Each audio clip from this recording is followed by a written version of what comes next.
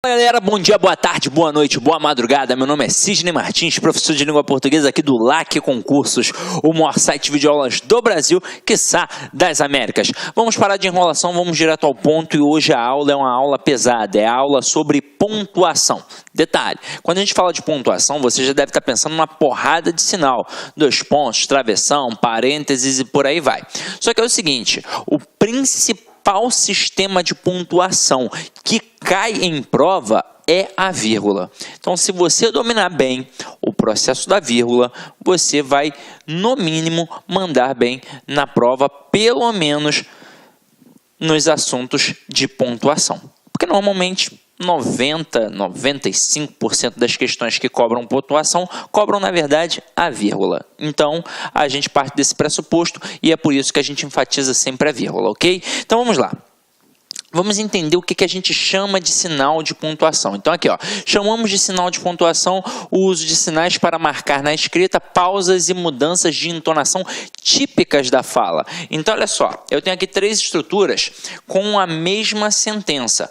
O que muda é a pontuação, e isso vai mudar a entonação do camarada na hora da pronúncia. Então, eu digo aqui, ó, eles fecharam a porta. Primeira frase. Segunda, eles fecharam a porta. Agora, a terceira, eles fecharam a porta? Então, isso vai mudar. Então, na escrita, eu marco estas pausas e estas entonações. Eu só não posso dar mole de pensar que a vírgula é uma pausa, porque a vírgula não é. A vírgula, na verdade, é uma estrutura sintática. Então, para que eu possa resolver bem as questões de vírgula, eu tenho de dominar sintaxe. Eu tenho de conhecer muito bem o sistema SVC. Então, aqui, ó, nas provas são frequentemente usadas a vírgula, o ponto e vírgula, os 2 pontos, o travessão e o parênteses. Por que eu destaquei a vírgula? Porque é o elemento mais cobrado na prova. Então, vamos lá, vamos dar uma olhadinha aqui, ó. Vírgula. A vírgula serve para marcar rupturas da ordem direta. Então, eu tenho sujeito, verbo e complementos verbais. E aí, presta atenção no que eu vou te falar aqui agora. A ordem direta da língua portuguesa, ela não pode ter ruptura. Eu não posso quebrar a estrutura na ordem direta da língua portuguesa. Portanto, não há vírgula, exceto para marcar elementos intercalados. E a gente vai entender isso aqui agora, ó. Vocês viram que eu coloquei ali sujeito, verbo e os complementos verbais. E agora eu quero que você entenda muito bem. Na ordem direta, não pode ter vírgula de jeito nenhum. Não pode ter ruptura a ordem direta. Então, eu não posso separar o sujeito do verbo, assim como eu não posso separar o verbo do complemento exigido por ele. Então, muito candidato dá mole nesse momento. O autor da frase, o avaliador da prova, ele coloca a frase na ordem direta e em algum momento ele coloca uma vírgula. Aí você pensa, impossível, ordem direta não pode ter vírgula. Só que quem ensinou isso muito bem para a gente na época da escola foi a professora lá do ensino fundamental, porque ela ensinou assim, ó, SVO e os complementos. Por que ela fez assim? Porque para a gramática tradicional, o verdadeiro complemento do verbo é o objeto. Então, quando a gente fala de complemento verbal, quem é o verdadeiro complemento do verbo? É o objeto, seja ele direto ou indireto. Então, entre o sujeito e o verbo, realmente não pode ter vírgula. E entre o verbo e o objeto, seja ele direto ou indireto, também não pode ter vírgula. Agora, quem é esse camaradinho aqui? O complemento é, na verdade, o complemento adverbial. Então, ele na ordem direta tem como posição original o final da frase. Só que aqui, por ser um termo que meramente indica uma circunstância, a gente pode colocar uma vírgula facultativa. Eu posso colocar uma vírgula facultativa. Pronto, e acabou. Agora eu quero que vocês entendam o seguinte. Vou apresentar aqui uma estrutura. E depois a gente vai trabalhar em cima dos slides que eu coloquei aqui para vocês. Eu coloco assim, ó. Sidney comeu uma torta ontem. Nesta frase, a priori, muito candidato vai pensar, ué, não tem vírgula. Realmente não precisa de vírgula. Mas que pode ter uma vírgula? Pode. Aqui, como é que eu vou matar se tem ou não tem vírgula? A primeira coisa é achar o verbo. Então, aqui eu tenho o verbo comer. Eu pergunto a ele quem é o sujeito. Como é que eu pergunto sempre quem é o sujeito? Sempre quem ou o que. Então, quem comeu? Aqui, ó, Sidney. Então, entre o sujeito e o verbo, não pode ter vírgula de jeito nenhum. A não ser que aparecesse ali uma estrutura intercalada. Agora, o que foi comido? Uma torta.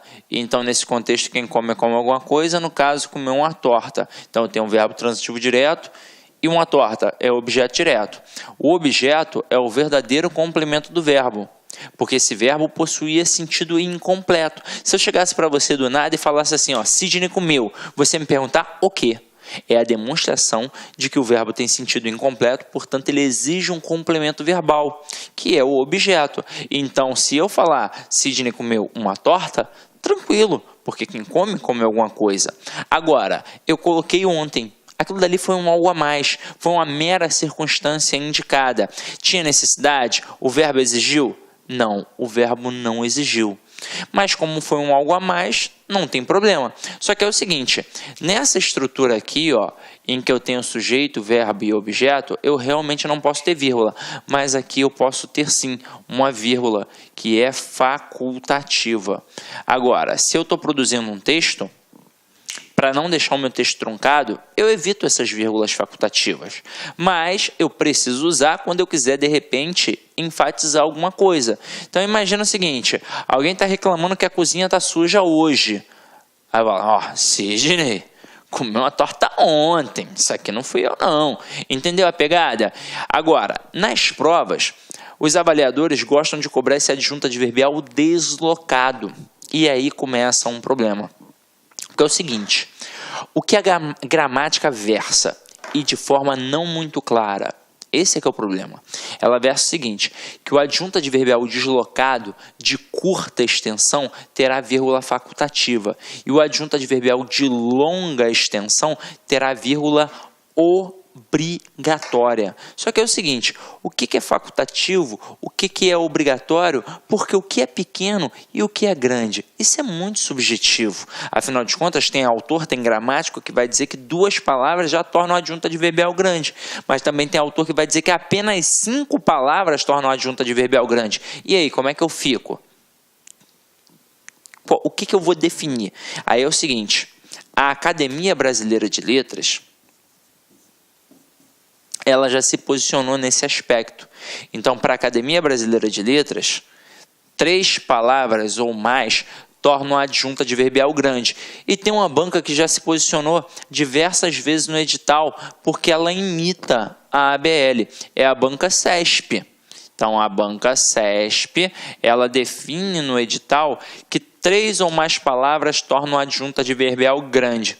As outras bancas tendem a ir pelo mesmo caminho, mas normalmente sequer entram nessa seara. Elas apenas cobram a justificativa daquela vírgula. Ah, aquela vírgula ali está certa? Tá. Por quê? Porque é um adjunto adverbial deslocado. Ah, mas é facultativo ou obrigatório? Nem entram na seara. Só para citar como exemplo, para FCC, a vírgula do adjunto adverbial deslocado é sempre facultativa. Não importa se o adjunto adverbial é pequeno ou é grande. Para a FCC é facultativa. Agora, e para as outras bancas? Para Sesgran Rio, para a Vunesp, para Exatos, para, sei lá, banca Consuplan, como é que vai funcionar?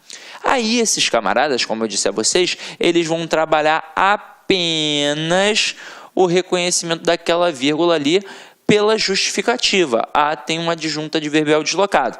Então, vamos lá. Vamos começar a brincar aqui para a gente entender isso. Ó.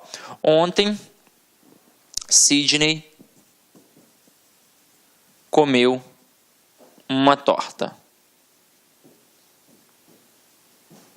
E na semana passada, Sidney comeu uma torta. Teoricamente, como já tem um posicionamento, pelo menos da Academia Brasileira de Letras e pelo menos da Banca CESP, a gente parte do pressuposto que ao ter uma adjunta adverbial curto ou pequeno, a gente tem uma vírgula facultativa.